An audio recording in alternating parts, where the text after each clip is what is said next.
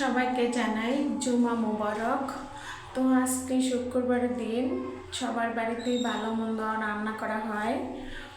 তো যাই হোক, সকাল থেকে অনেক বৃষ্টি, আমিও ভালো মন্দ রান্না করতে বলে গেছে। তো কি রান্না করবো বুঝতেছি না, তাই ভেবে পেয়েছি একটা যে বোনা খিচুড়ি আর গরু মাংস রান্না করে রেখে।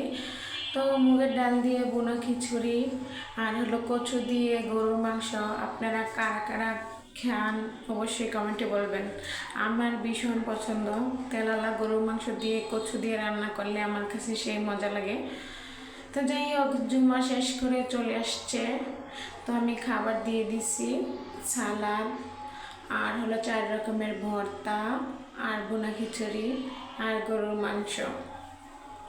যাই হোক, আমাদের দিনের শেষে মেয়েরা রান্না শেষ করে খাবার কেমন হয়েছে সেটা শোনার জন্য খুব আগ্রহ হয়ে বসে থাকি।